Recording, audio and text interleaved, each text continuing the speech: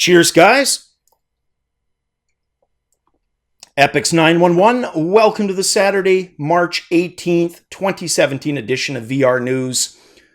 Let's start with Hollywood studio DMG. These guys are located Beverly Hills, California. They are the company behind Iron Man 3, among other movies. Their co-founder, Dan Mintz, had a statement basically announcing the launch of DMG VR, which is going to be a subsidiary dedicated to entertainment that's going to mix storytelling with virtual reality. And he had a statement as well, reading as follows: "The creative canvas of VR gives us new ways to experience stories and express our creativity. We are partnering with a team of trailblazing leaders in this rapidly growing industry to push new boundaries and bring mind-blowing VR experiences to the world." That is no small boast, and the team he's talking about is Arcturus. Now, they have some key industry pioneers among them, three specifically: Ewan Johnson, who led production teams at Pixar and DreamWorks Animation; Devin Horseman, known in VR gaming already. He did that wireframe, not the one by audio, but the wireframe VR exploration where it was very artsy looking, white on black. So I should have a link for that if I remember to include it below. So very interesting. At first I thought, okay, they're talking virtual reality. They probably mean 360, but the fact that they have game developers among them tells me, you know what? They'll probably not just limit it to experiences, but they may do game tie-ins to movies as well, which historically, let's face it, have usually been bad, not good. There's definitely exceptions, but for the most part, they tend to fail pretty miserably. So here's hoping these guys have a lot more luck. HTC in this next story, selling one of their phone factories, $91 million sale. It's going to leave them with 3 remaining factories. And according to HTC, in a prepared statement, they are going to be reinvesting those funds, the $91 million proceeds from the sale, back into virtual reality. So you can see they're really trying to push that aspect of their business, because the phones have not been doing that well for them. When they burst onto the scene in 2011, they sold like hotcakes. They were up to 2 million units a month. And then about 2 years later, things just ground down. And they ended up selling a factory back then for 183 million. So basically twice what they received for this factory. And again, to invest into virtual reality.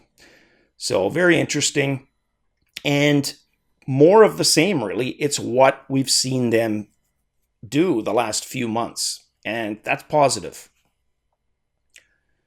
Now, next up, the old augmented reality versus virtual reality, which I've mentioned a few times, and the point of when I mention it all the time is it's not a versus. I don't care if people with really no knowledge of either say it's one at the expense of the other, or AR's success means VR's failure, which is a load of crap, a load of bollocks, etc. It just, it makes absolutely no sense. They can both succeed, they can both flourish, or they can both do horribly and disappear, but not as a result of the other. So Venturebeat writer Hunter Jensen, basically thinking along those same lines, mentioned exactly that. What I like about his article, though, is he gives a really good example where he likens AR to the mobile industry and virtual reality to TV, in terms of being two pieces of technology that we can live without, but we would rather live with. And mobile really augments our daily life. It's in addition to, whereas TV takes us away. It's an escape, very much like virtual reality.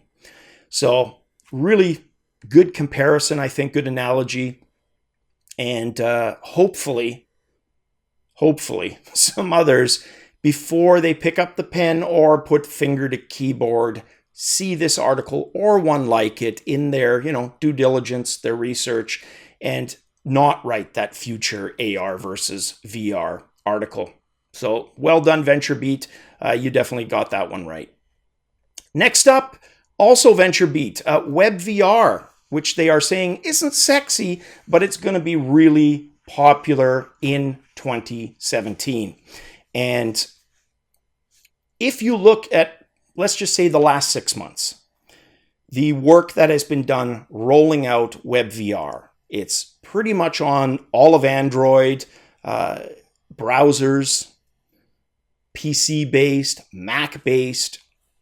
So my thinking is, it's not, at least for right now, the internet has not significantly changed since 1995. Yes, we have speed increases. Websites don't look like those horrible GeoCities. Well, some still do. But it really hasn't advanced. It's still something you do on it's a 3D picture on a 2D screen. VR has the ability to, turn the internet experience into the one most of us want it to be, that cyberpunk-ish, futuristic internet.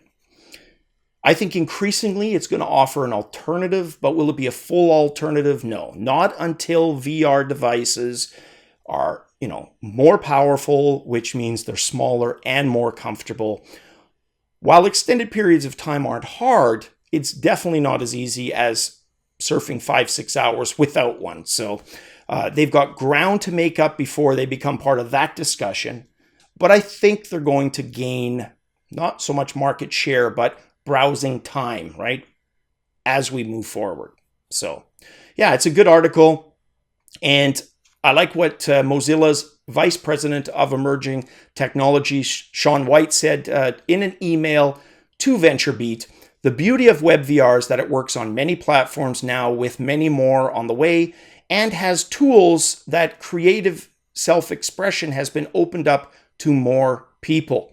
Now that others have joined in, we hope they will develop their tools and applications in such a way that they will ensure they remain easy to standardize and, most importantly, supported on multiple browsers and VR headsets.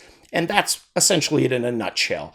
You should be pretty much platform agnostic, and HMD agnostic. Have a browser, doesn't matter which one. Put on an HMD, doesn't matter which one. Third step, launch WebVR. So who knows? This time next year, where's WebVR going to be? Is it going to just be a footnote or something we're using increasingly more? Well, we'll find out. Next news piece, Bit Circus. Love that name. This is a company out of Los Angeles. Their CEO, Brent Bushnell, explaining their device that they hope to have in domestic virtual reality arcades and VR arcades overseas. If anybody remembers or watched a quick look I did on an application called Richie's Plank Simulator, I believe it was. Anyways, vertigo-inducing, top of a skyscraper, you get out on the plank, and I'm not going to spoil it, but if you're scared of heights, there's definitely an effect, depending on the severity. Now, for me, the first time, I definitely felt it. The knees were, that weak feeling, because like in real life, I'm not going to stand on your balcony 20 floors up, having a coffee. Not going to happen, right? Closed heights, no problem. But the simple reality, human falling terminal velocity into something hard does not end well. There's exceptions, but for the most part, does not end well. So what is Bit Circus doing? Well, they're taking that a little further to really scare the bejesus out of me and others with a fear of heights. They've built a motion simulator that literally looks like that elevator scaffolding device that those crazy window washer people use. And I watched these guys the last time when I was in Vegas with my wife. 30, 40 floors up for hours at a time. I mean, obviously they're not scared of heights, but wow. I would probably pass out within a few seconds and just be laid out until the end of the shift. Would not work well. So very cool. It shakes, it vibrates, It basically provides all the haptic terror that you need to make that 40-story up vertigo experience that much more realistic. So if that's your bag, look for these guys. And with all of that, I'd still try it. If I find it in a mall or a VR arcade, hell yeah. I like to scare myself when I know there's not going to be a horrible outcome or even a 0.1 chance of one. All right, and the last story, AccuWeather, which isn't terribly exciting, allows you to check the weather forecast, you get your barometer readings, your UV index, all that kind of stuff. Well, they have an app available on the Oculus Store for Gear VR devices, and it's not going to make looking at UV indexes any more exciting. The purpose of it is to allow you to see in 360 weather systems, whether it's a beautiful, clear, sunny day or, the exact opposite in Antarctica, dust storms, tornadoes, hurricanes, you name it. Through this app, which is free, like I said, you can experience that. So that's kind of neat. Adds a little bit of a twist to something that's pretty matter-of-fact and boring and really mostly devoid of any entertainment factor, right? When you look up how warm it is. So there you have it. Again, that's AccuWeather, and it's Gear VR on the Oculus Store for free as of today.